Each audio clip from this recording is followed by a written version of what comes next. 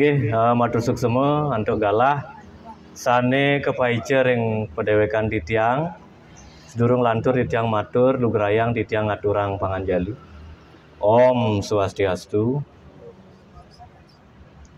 Terima kasih pada kesempatan pagi hari ini tiang menyampaikan Dharma Wacana yang mengambil topik dari salah satu area dari pembangunan zona integritas di kantor Kementerian Agama Kabupaten Buleleng, yaitu di area penguatan pengawasan. Jadi judul Dharma Wacana yang saya sampaikan adalah gratifikasi dan benturan kepentingan menurut agama Hindu. Baik Bapak Ibu yang terhormat, Bapak Kepala Kantor Kementerian Agama Kabupaten Buleleng, Bapak Ibu Pegawai ASN Kementerian Agama Kabupaten Buleleng. Jadi dalam agama Hindu sebenarnya kita sudah diingatkan dan diajarkan bagaimana gratifikasi dan benturan kepentingan itu akan menghasilkan sesuatu yang tidak baik. Yang pertama terkait gratifikasi. Gratifikasi itu adalah pemberian barang atau jasa atau berupa uang kepada seseorang yang terkait dengan jabatannya. Jadi dalam agama Hindu kita bisa melihat dalam cerita Mahabharata ketika Salya diberikan atau dijamu oleh Korawa, dijamu makan sebelum ke Kurukshetra. Jadi Salya ini tidak tahu, dikiranya Korawa ini adalah Pandawa. Gitu. Jadi Salya menerima jamuan itu, dan setelah itu apa yang terjadi?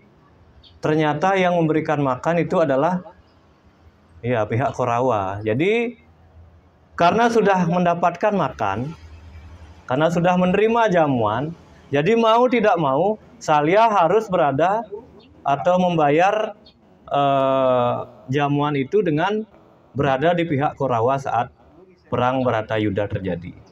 Nah, ini yang harus kita hindari, Bapak Ibu. Kita harus berhati-hati ketika tiba-tiba seseorang datang mengajak makan, memberikan uang, mengajak misalnya makan ke restoran, tiba-tiba baik hati begitu, mengajak makan misalnya makan apa yang enak-enak, babi guling dan sebagainya. Setelah makan, kemungkinan ada niat yang akan diminta oleh yang memberikan.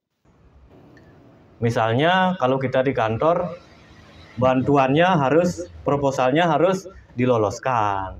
Kemudian urusannya harus tidak sesuai regulasi tapi harus diselesaikan.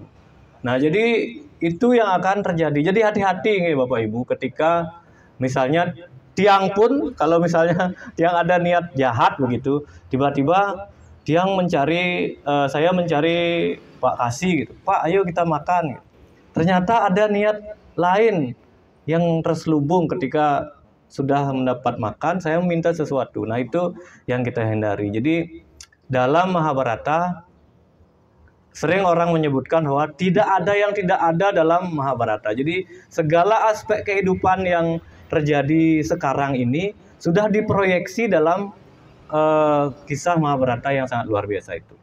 Jadi itu yang pertama, gratifikasi. Kemudian yang kedua terkait benturan kepentingan. Nah, ini juga ada dalam kisah Mahabharata. Kalau kita di kantor, kita memberikan pelayanan yang kita laksanakan karena kita berada dalam zona integritas. Jadi kita tidak memandang siapapun, entah itu anak siapa, dia sebagai apa, kita memberikan pelayanan yang sama. Dalam kisah Mahabharata disebutkan ketika Ekalawya ingin mendapatkan pendidikan dari Drona, jadi Ekalawya ditolak. Karena pertama, Drona sudah berjanji kepada pada Arjuna bahwa Drona akan menjadikan Arjuna pemanah terbaik di dunia.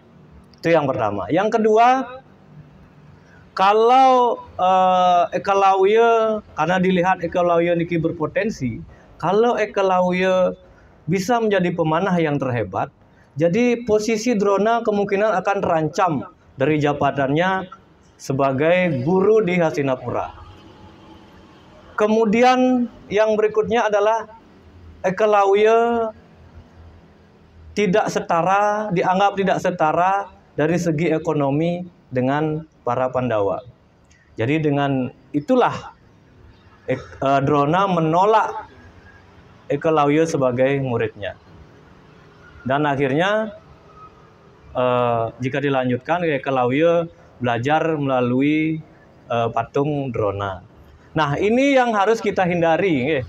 Ketika kita memberikan layanan di Kementerian Agama, kita tidak boleh memandang siapa itu, dari mana itu, anaknya siapa, dia menjabat sebagai apa, apakah dia orang kaya atau orang miskin. Jadi kita harus memberikan pelayanan yang sama. Kalau misalnya layanan itu selesai dalam 1 hari, kita samakan. Kalau layanan itu selesai dalam 2 atau 3 jam, kita samakan. Tidak ada istilah membeda-bedakan. Jadi harus sama. Nah, ini yang harus kita jadikan pedoman dalam melaksanakan tugas. Dalam Bhagavad Gita disebutkan bahwa lakukanlah kerjamu sebagai kewajibanmu. Jangan memikir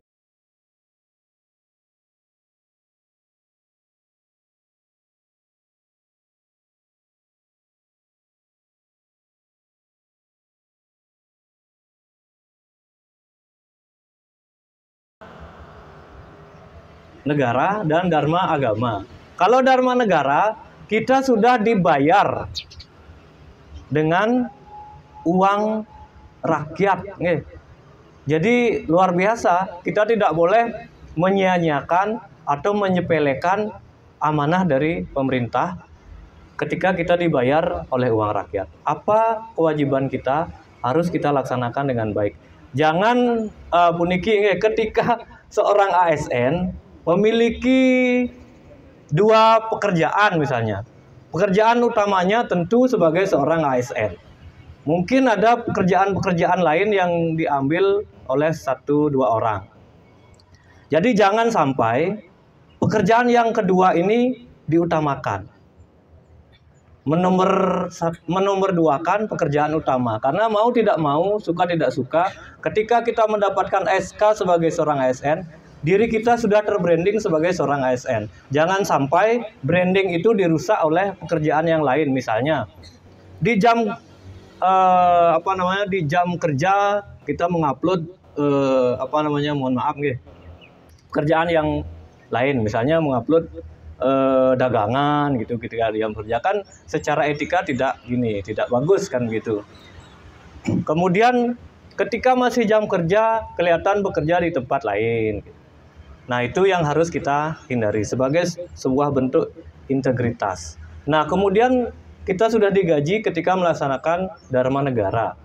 Kemudian ketika kita melaksanakan dharma agama, kita tidak boleh berorientasi pada hasil. Jadi kita laksanakan saja tugas kita, apapun itu sebagai seorang umat Hindu, jangan mengharapkan hasil. Karena hasil yang kita dapatkan adalah berupa pahala. Jadi karma yang kita perbuat pasti akan ada hasilnya. Tidak boleh, apalagi kita melaksanakan dharma agama mengharapkan imbalan berupa uang, berupa barang dan sebagainya. Jadi fokus kita ketika melaksanakan dharma agama adalah ikhlas berbakti kepada Ida Sang Hyang Widi Wasa. Kalau dikatakan Pak Edi kemarin, manawa sewa madawa sewa aja. Jadi begitu. Nah, terakhir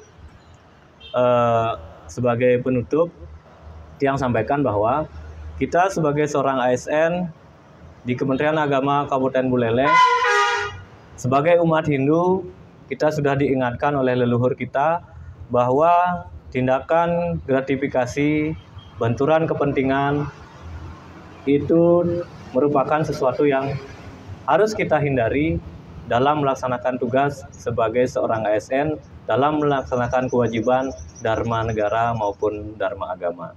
Baik, demikian yang dapat saya sampaikan. Mohon maaf jika ada yang kurang. Saya akhiri dengan Paramo Santi. Om Santi Santi Santi Om.